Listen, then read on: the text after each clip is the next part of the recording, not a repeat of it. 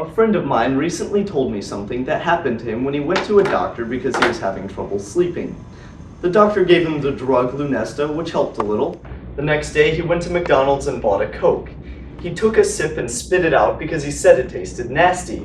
He then went to the manager and asked for a new drink. When the second cup of Coke tasted the same, he complained to the manager that he shouldn't be selling rotten food products. Now, when my friend got home and had a glass of water which also tasted terrible, he was embarrassed to discover something he hadn't been told. That is that Lunesta changes your taste for about 24 hours after taking it. My friend had not been warned about Lunesta's side effects. Now, most of us would prefer to know what the side effects of a product are before we use it.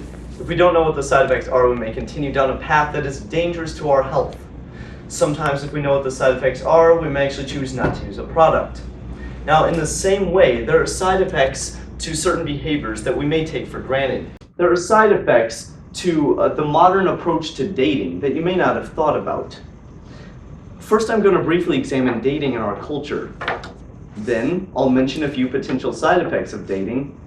And finally, I'll suggest a safer way for people to consider spending their single years.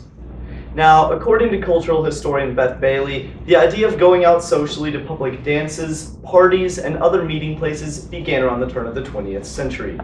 Dating is about 100 years old. It's relatively new, and yet seemingly all we know. Different forms of dating include speed dating, online dating, group dates, singles events, and so on. Everyone is either in a relationship or seeking one. But why is dating so pervasive? Do people date because they believe it is the best approach to building relationships? Or is it possible that people date because everyone is doing it and so they never considered that it might lead to negative consequences and that there might be a better approach? This approach to finding a romantic relationship is one that is assumed to be the normal and natural approach. However, it has many problems.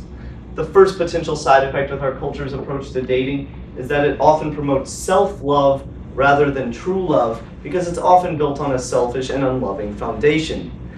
Dating could be described as a search for love. We were created for relationships, so desiring love is only natural as creatures made in the image of God. However, because we have fallen from our original created state and seek to live our lives on our own terms, apart from our created design, we often seek to receive love more than we seek to give it. According to the Bible, love is not self-seeking. That means that love wills the other person's highest good rather than having relationships with others in order to feel good about oneself. Take a look at dating on the other hand. It has a high tendency to be selfish. It's often about what can this person do for me or how do they make me feel. It's often about finding the right person rather than putting the focus on being the right person. For instance, here's the title of a book you can pick up. Make Every Man Want You, How to Be So Irresistible You'll Barely Keep From Dating Yourself. If you read How to Win Girls and Influence Women, you can learn how to trigger attraction in women. On topdatingtips.com, you can learn how to use body language to your advantage when dating and getting her to love you for who you are. The whole system is set up to encourage attraction, but not the kind of love that will last when you don't look your best or aren't using the right body language. Our modern structure of dating is ineffective at helping individuals find the kind of love that we were designed to enjoy and desire. The second negative side effect of dating is that dating often compromises potentially great friendships. After going out with someone and breaking up, that relationship is often lost or at least strained. On the other hand, in the Bible, Paul instructs single people to treat one another as brothers and sisters with all purity. This is great wisdom because relationships with brothers and sisters don't ever have to break. Dating actually causes people to experience fewer relationships than they might have otherwise. And the third negative consequence of dating is that breaking up is preparation for divorce. John Fetto, in an article in American Demographics, said this, quote, "In an age when nearly half of all marriages end in divorce and stories of high school sweethearts living happily ever after are few and far between, breakups are a simple fact of life," end quote. Dating has very little sense of commitment. When playing the dating game, it's very unlikely that the first person you date is the same person you'll end up marrying. In fact, modern dating philosophy encourages playing the field in order to determine what one wants in a mate. This is practiced for divorce because when things get hard in a dating relationship, usually the relationship dissolves. People learn that when the going gets tough, You just get going. How then are people to know how to handle things differently when a marriage relationship is challenging? They haven't learned what it looks like to love someone through difficulties and in spite of them with other-centered love. Now, when I was young, I discovered how to take a piece of tape and stick it to the back of itself. Soon after discovering this, I went into business making and selling little stickers, which I made by cutting out a piece of paper, drawing a picture on it, and then applying my special tape technology to make it sticky on all sides. It was pretty brilliant. But the thing about those stickers was that once they stuck to someone and were ripped off, they had the hardest time sticking to anyone else. This tape is like the human heart.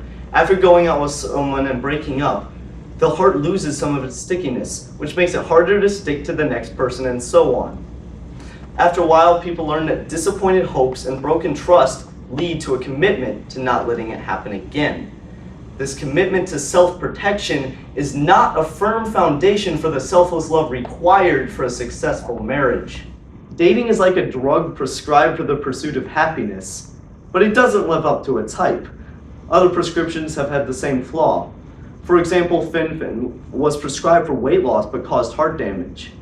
Vioxx was prescribed for arthritis but caused heart attacks and strokes.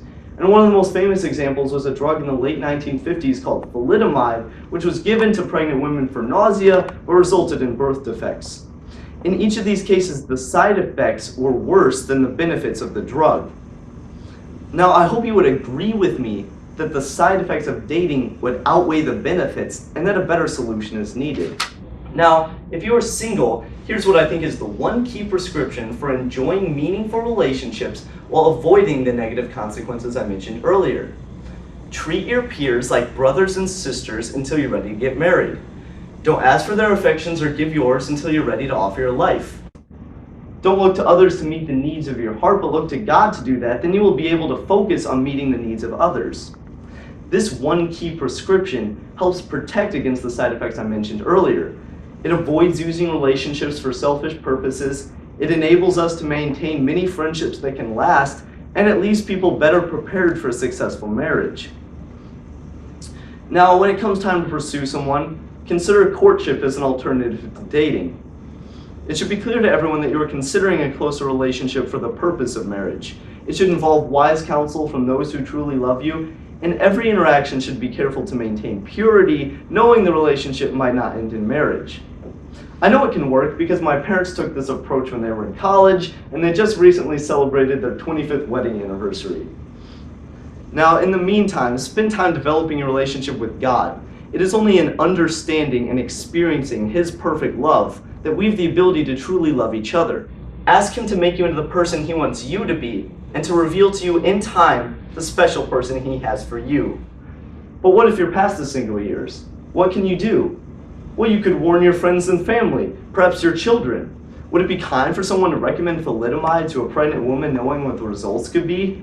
Well, of course not. Caring doctors made a change in their advice. Someone needs to encourage people to read the warning label on the bottle of pills called dating. If you know people caught up in the dating game who are on the road to losing their original God-given stickiness, then encourage them to examine the negative consequences of dating. And if you want to know more, don't read the pickup artists to find out about the latest and greatest art of seduction. Instead, Google courtship to discover for yourself the many resources available to help you think more about this important aspect of all our lives.